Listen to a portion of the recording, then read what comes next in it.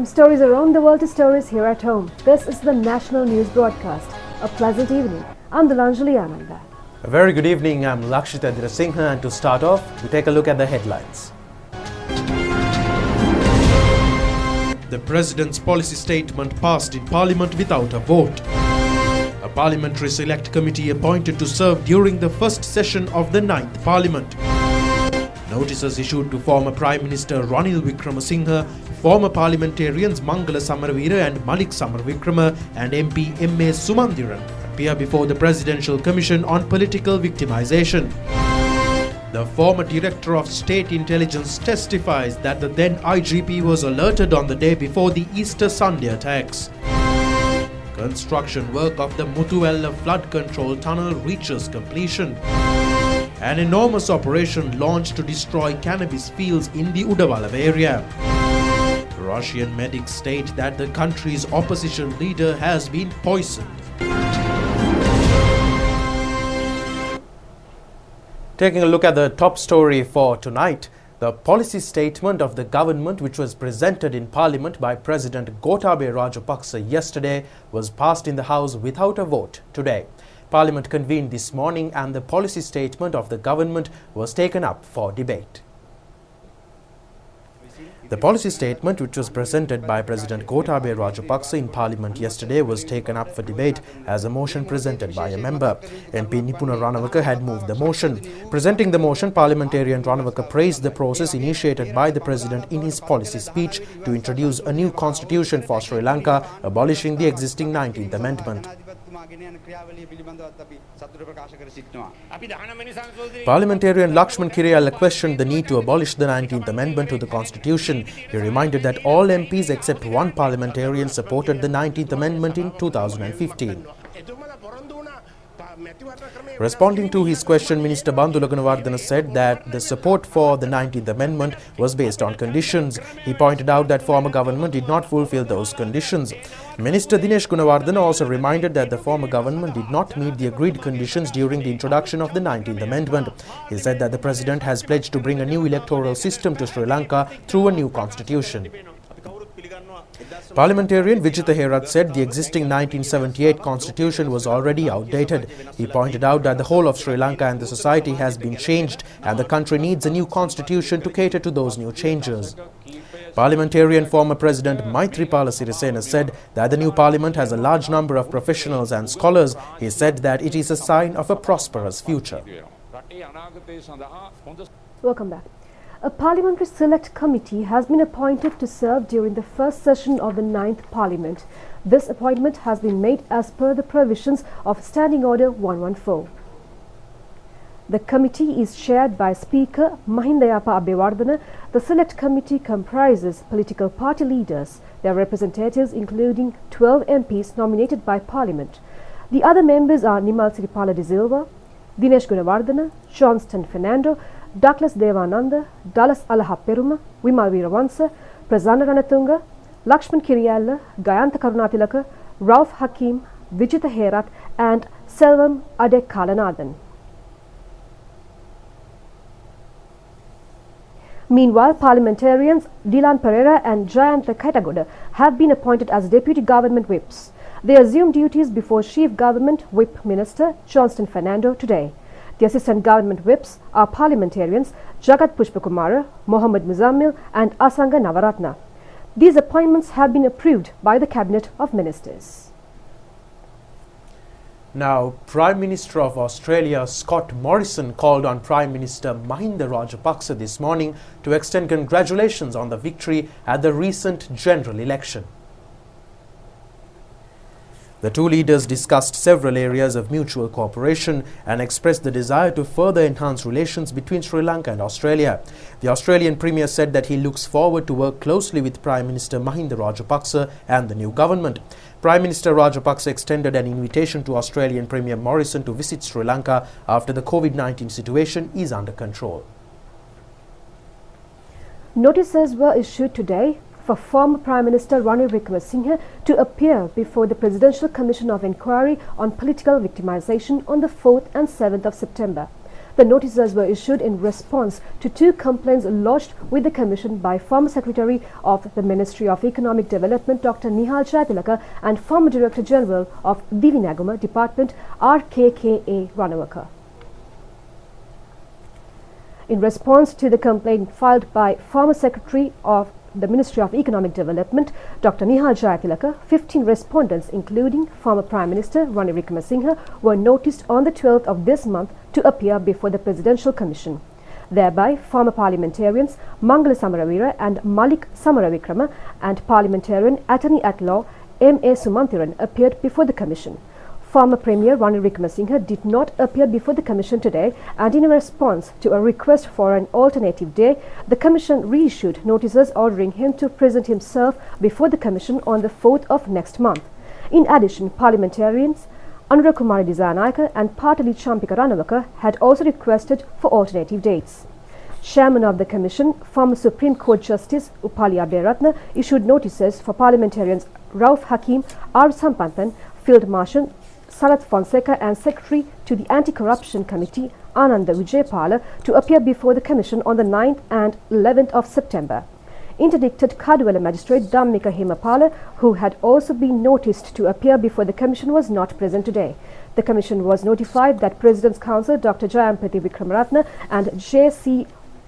Veliamuna are presently overseas. Former parliamentarians Mangala Samaravira and Malik Samaravikrama and parliamentarian Patali Champika Ranawaka, through their attorneys, requested for all relevant documentation with complete evidence records relevant to the case to be provided to them.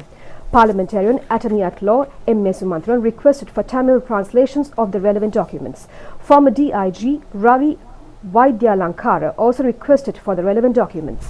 Thereby, the Chairman of the Presidential Commission on Political Victimization, in accordance with Section 16 of the Presidential Commissions Act, ordered that all documents, including complete evidence records, be furnished to all individuals cited as respondents.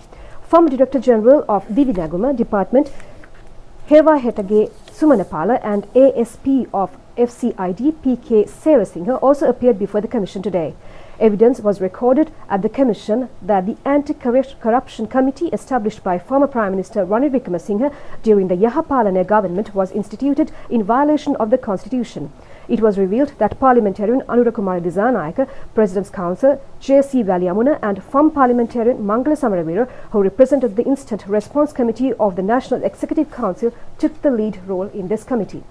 Recording evidence before the Presidential Commission, parliamentarian President's Counsel Vijaydas Rajapaksa stated that under the Instant Response Committee, basically arrests and legal action against the Rajapaksa regime were carried out. President's Counsel Vijaydas Rajapaksa also stated in his evidence recording that the main objective of the said committee was to revoke the civic rights of 15 individuals. Thereby, the Presidential Commission of Inquiry issued notices to 15 individuals, taking into consideration the point placed before the Commission pertaining to the establishment of and function of the Anti-Corruption Committee. Former Secretary of the Ministry of Economic Development Dr. Nihal Jayatilaka had filed this complaint with the Presidential Commission against arresting him and Director General of Divinagama RKKA Ranawaka and also former Minister Basil Rajapaksa upon false allegations as part of an investigation initiated by the FCID upon political influencing into 2 Divinagama projects. Now, meanwhile, testifying before the Presidential Commission of Inquiry probing into the Easter Sunday attacks, former Director of the State Intelligence Service Nilantha Jayawardena stated that on the day before the Easter Sunday attacks, when he alerted the then IGP Pujit Jayasundara with the words, "An attack is imminent tomorrow," the latter did not take the uprising seriously. The former State Intelligence Director testified before the Commission for the 15th day yesterday. Recording evidence before the Commission, former State Intelligence Director Nilantha Jayawardena stated that he is ever prepared to prove that he is blameless should the other divisions overseeing national security at the point of the attack allege that the State Intelligence Service did not provide accurate details before the attacks. He further stated that on the day before the attacks, which was the 20th of April last year, he forwarded a report to the IGP at 12:30 in the afternoon on the hideouts of Zaharan Hashim and his followers. At this point, the Additional Solicitor General questioned as to whether on the 20th of April another prior notification was received predicting an attack. The witness responded stating that on the 20th of April he received reliable intelligence from two informants warning of an imminent attack on or before the 21st of April. Thereby, the first intelligence received from a foreign intelligence agency on the 4th of April pertaining to the attacks was forwarded to him on the 20th of April at 4:12 p.m. through WhatsApp. The witness further stated that the WhatsApp message in concern was forwarded at 4:53 p.m. on the same day to the then Defence Secretary Hemasiri Fernando, Head of State Intelligence Sisira Mendis, IGP Pujit Jayasundara and Senior DIG in charge of the CID Ravi Seneviratna. The witness added that in response to the WhatsApp message, the then Defence Secretary Hemasiri Fernando responded with the words, "Well received." At this point, the appeals court judge hearing evidence as a member of the commission questioned as to whether the witness apprised the then IGP Pujit Jayasundara that an attack at any moment before the 21st of April was imminent. To this, the witness responded stating that when he alerted the IGP, the response he received was, "Nilantha, tell that to Nandana." The witness further testified that since the IGP did not comprehend the seriousness of the intelligence information, he contacted the Defence Secretary and said, "Sir, I alerted the IGP, but he did not take it seriously. Sir, can you please speak to the IGP?" At this point, the appeals court judge sitting on the commission queried as to whether the witness alerted the other officials in concern regarding the intelligence information. To this, the witness stated that the WhatsApp message was forwarded to the Deputy Director and the Assistant Director of the State Intelligence Service. He further stated that these parties were alerted by him, however no other person was notified.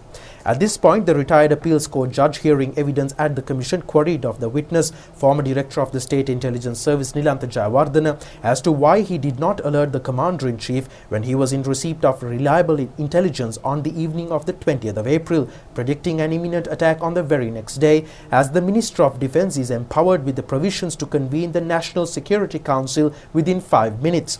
To this, the former State Intelligence Director stated that he alerted the personnel who can act swiftly, as even they are empowered to deploy the armed forces in an emergency situation. He, however, stated that in this scenario the deployment of the military was not a must, as the police together with the STF were capable of carrying out an operation. The retired appeals court judge on the commission at this point questioned as to whether the witness states that the then National Security Council should be held answerable for not preventing the incident even after intelligence was furnished throughout in the manner detailed by the witness. The witness responded stating that he does not place the responsibility of not preventing the attacks on anyone. The retired appellate court judge of the commission at this point once again reiterated that such a statement is not acceptable, as the responsibility needs to be taken by someone.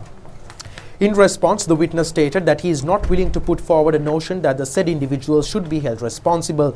He placed in the hands of the commission the decision to determine as to who should be held responsible. The witness further stated that his stance is that whoever who takes the responsibility should have performed his job properly. The witness reiterated that he is ever prepared to prove that he is blameless should allegations be voiced that the State Intelligence Service did not provide accurate details before the attacks.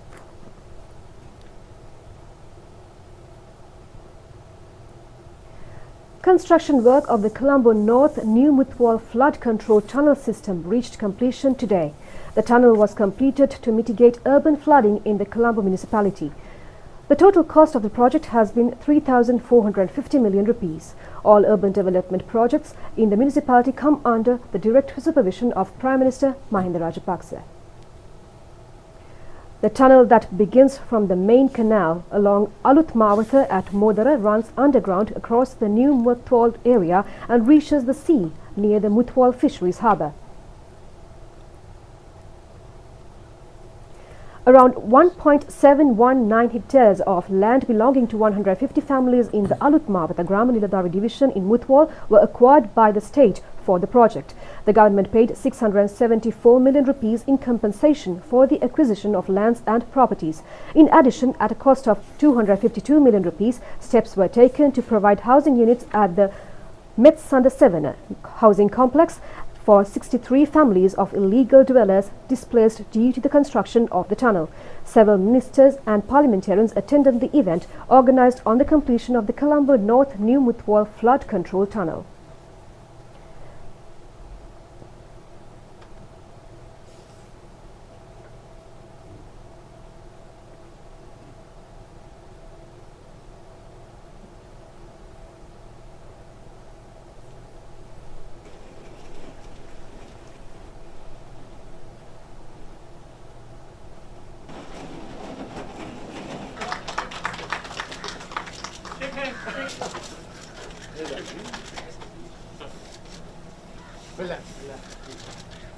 Now we are completing some of the projects that we started in relation to the flood control. There are two main tunnels that were planned as part of this project. One is called the Muthual Tunnel, the other one is Torrington Tunnel. Muthual Tunnel is a solution for the flooding in the North Colombo area.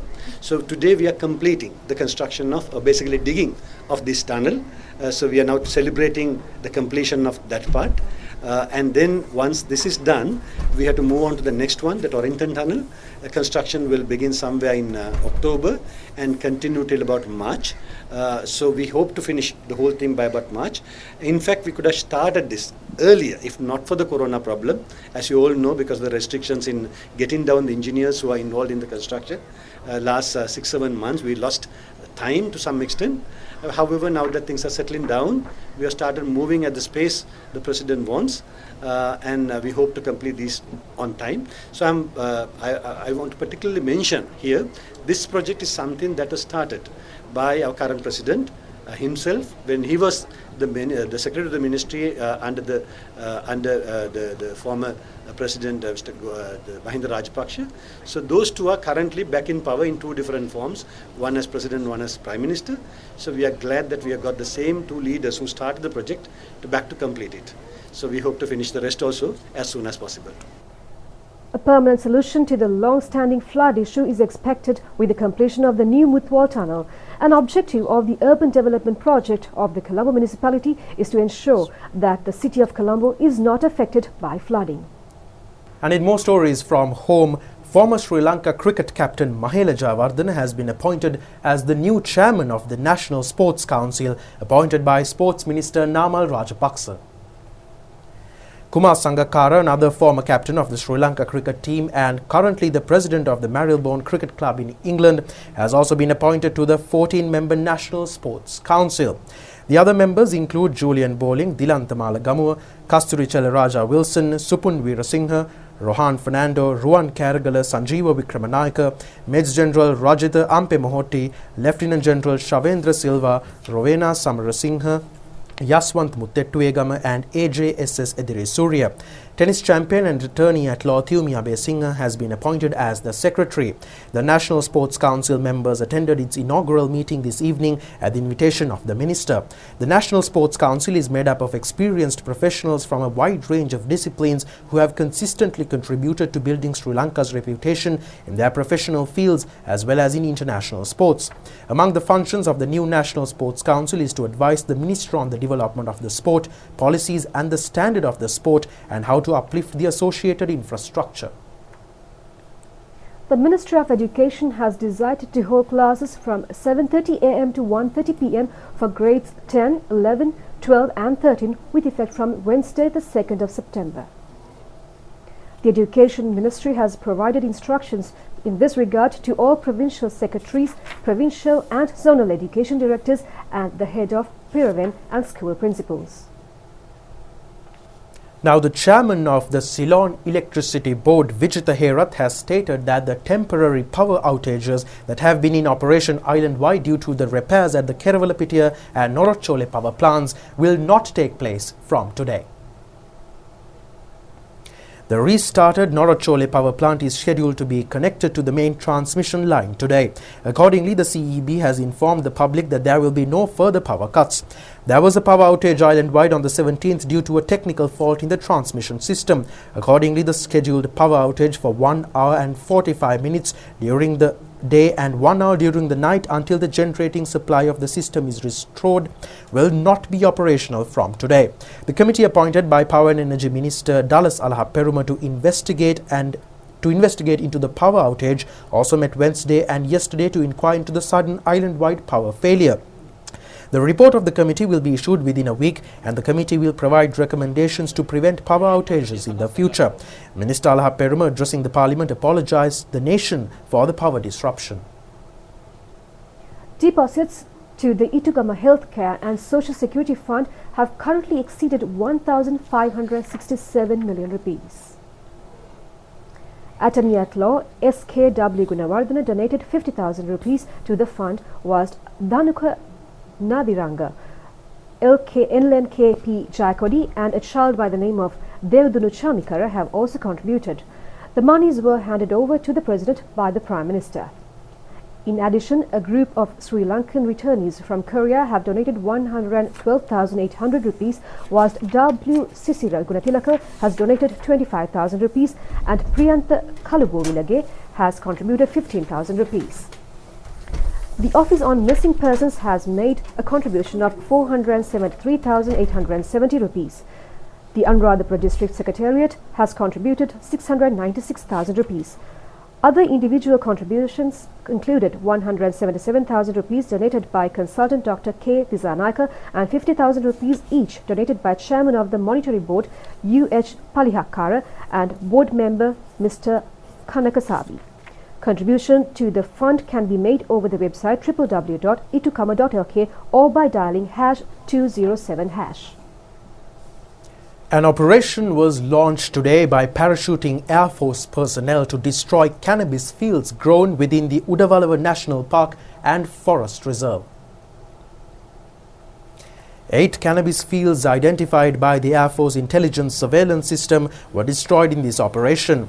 The air operation was carried out under the supervision of Air Marshal Sumangala Dias upon the instructions of Defence Secretary Retired Major General Kamal Gunaratne as a joint operation of the Air Force Regimental Special Force and the Police Special Task Force. The Air Force reports that all cannabis plants were uprooted and burnt.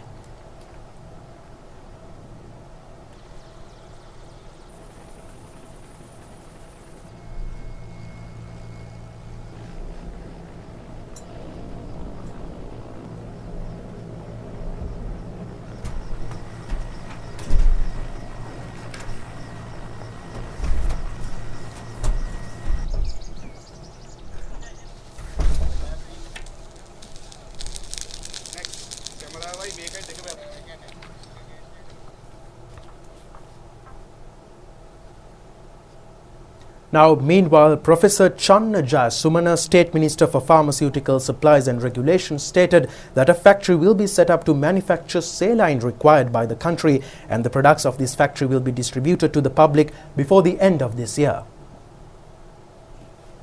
Speaking to the media during an inspection tour at State Pharmaceutical Manufacturing Corporation today, State Minister Jayasumana said that 90% of the drugs currently used in Sri Lanka are imported. He said when the President handed over the ministerial post to him, the President called for a 5-year plan to stop the import of certain drugs into Sri Lanka after 5 years.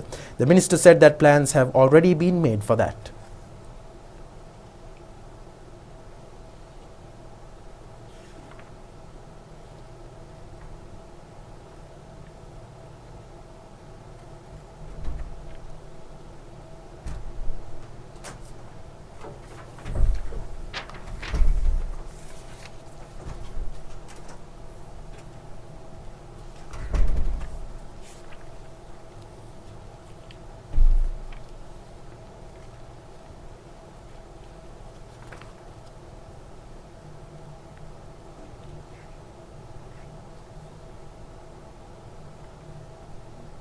I did my first visit to State Pharmaceutical Manufacturing Corporation. His Excellency President has given us a target to produce drugs to fulfill the local requirement within 5 years' time. We discussed with the chairman of the institute, Dr. Utpala Indravansha, and other officials, and I'm very much confident that within 5 years' time we can achieve our goal.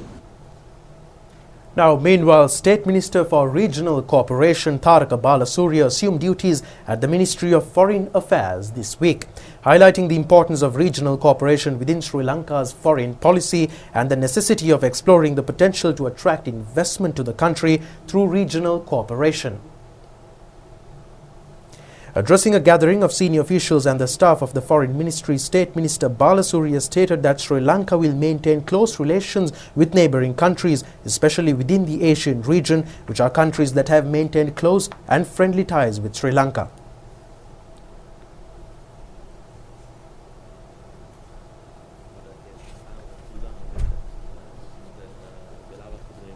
There are 3 pillars of our President's vision. If I say that in a particular order, national security first and always.